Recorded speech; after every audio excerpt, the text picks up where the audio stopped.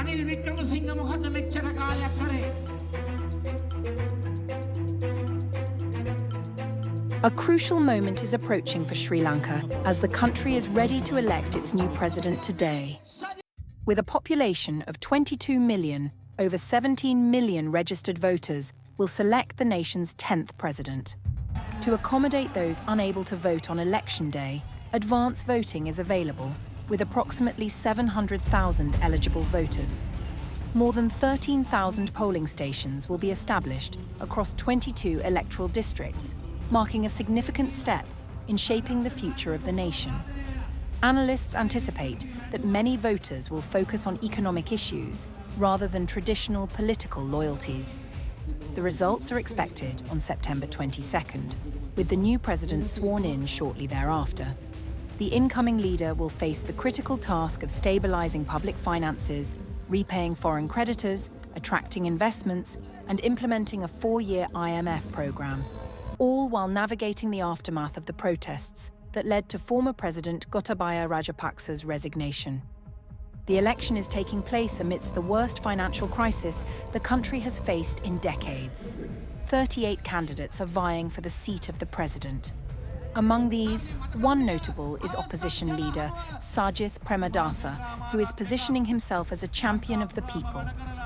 Premadasa, who heads the Samagijana Balawagaya, SJB, is the son of a former president Ranasinghe Premadasa. His party calls for changes to the IMF bailout program and aims to reduce living costs through tax reforms. The younger Premadasa has also dedicated his life to politics, initially serving as deputy leader of the United National Party, UNP. Known as the Pad Man for distributing sanitary pads during his last campaign, he has now gained the nickname Bus Man for donating school buses and other educational resources. However, his outreach efforts faced limitations when the Election Commission prohibited such gifts. However, he faces challenges appealing to voters frustrated with the political elite. A 6-time Prime Minister and lawyer, Ranil Wickremesinghe leads the United National Party, UNP, but currently holds only one parliamentary seat. He took office in July 2022 after protests forced former President Gotabaya Rajapaksa to resign. Leading the National People's Power, NPP, Anura Dissanayake is known for his anti-corruption promises and pro-poor policies. Another influential candidate is Namal Rajapaksa, who is a member of the influential Rajapaksa family, and the SLPP candidate. His party is fraught with in-house politics, and he faces the formidable challenge of uniting it amidst competition. These presidential candidates will need to navigate a range of critical issues, ensuring that their platforms address them effectively. Sri Lanka's economy, which collapsed in 2022 due to a severe dollar shortage, remains a top concern for voters.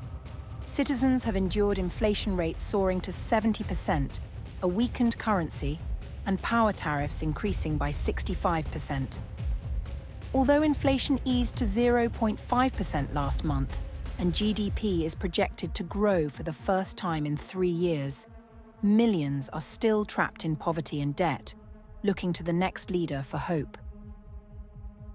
Following the 2022 protests that erupted after Sri Lanka defaulted on its debt, former President Gotabaya Rajapaksa resigned. Current President Ranil Wickremesinghe was appointed by Parliament to complete Rajapaksa's term and has since managed a fragile recovery, aided by a $2.9 billion IMF bailout and a $25 billion debt restructuring effort. The incoming president will face the daunting challenge of stabilizing the economy while addressing the deep-rooted issues of poverty and public dissatisfaction.